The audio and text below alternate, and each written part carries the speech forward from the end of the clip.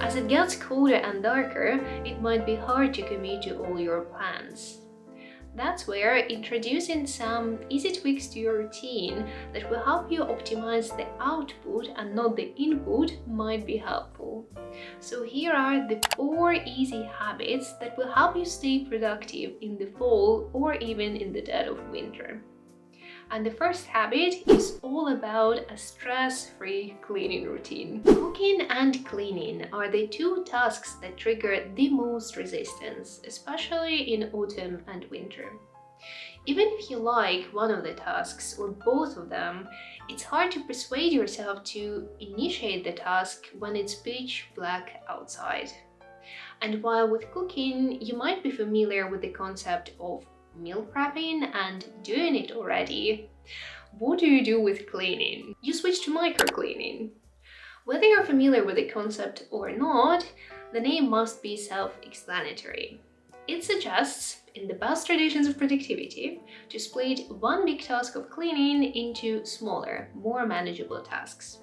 So instead of taking 3 hours out of your schedule on cleaning, it can take only between 15 to 30 minutes. But that's just one part of the idea.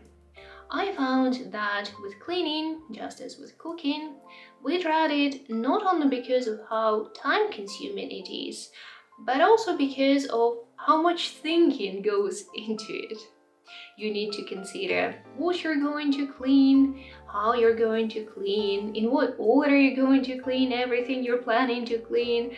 That's a lot of mental energy, but there is a solution to that as well. I suggest you write down all these micro cleaning tasks and create notifications for each and every one of them.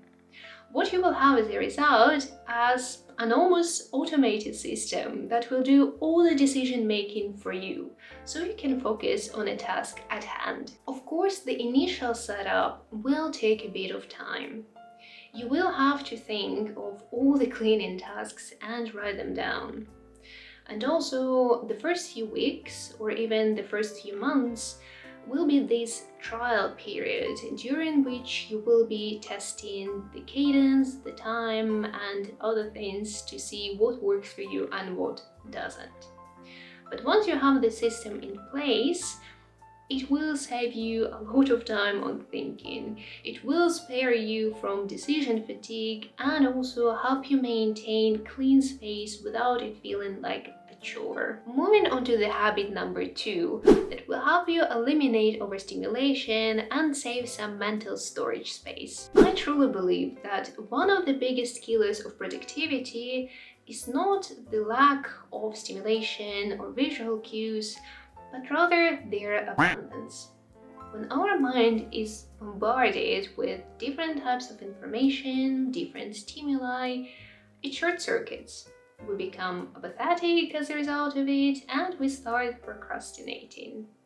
And again, in fall and winter, when it gets darker and colder in the northern hemisphere, when our immune response is not as strong as we might want it to be, we might want to free up some storage space to be able to focus on really important tasks. So what do we do then?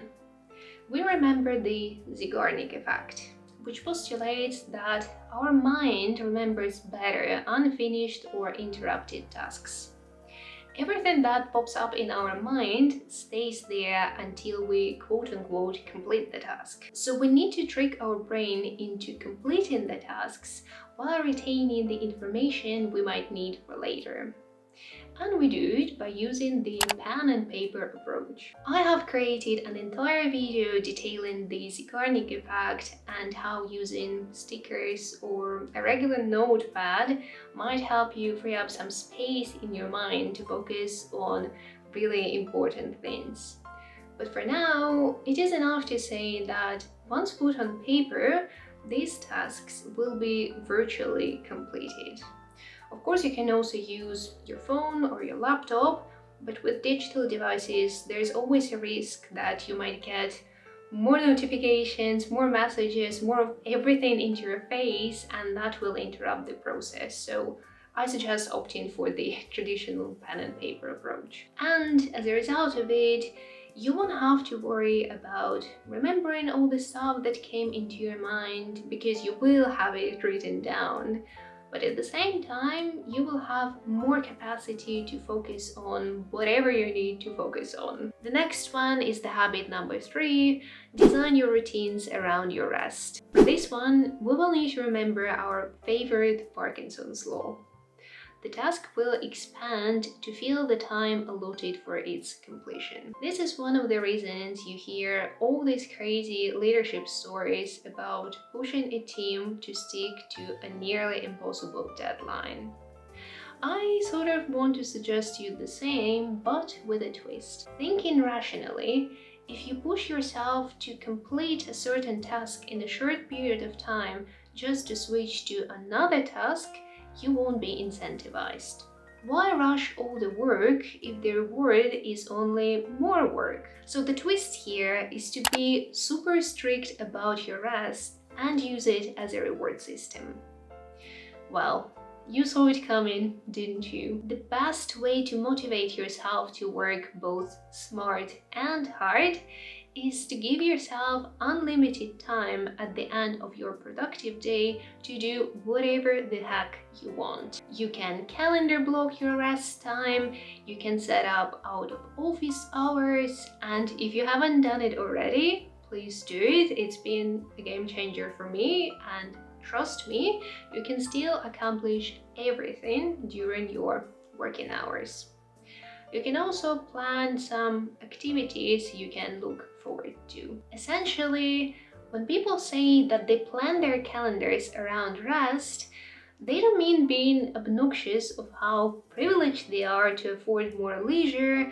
They just create a more balanced routine where rest is both a motivation and an opportunity to recharge yourself. Since the fall season is all about slowing down and looking inward, you will only benefit from aligning your routine with a natural yearly cycle, meaning you will be more productive, you will feel more recharged, and you will just enjoy this season more. And the final idea, count the smallest steps toward your goal. Staying disciplined is hard all year round, but it's even harder when you don't have much energy to spare.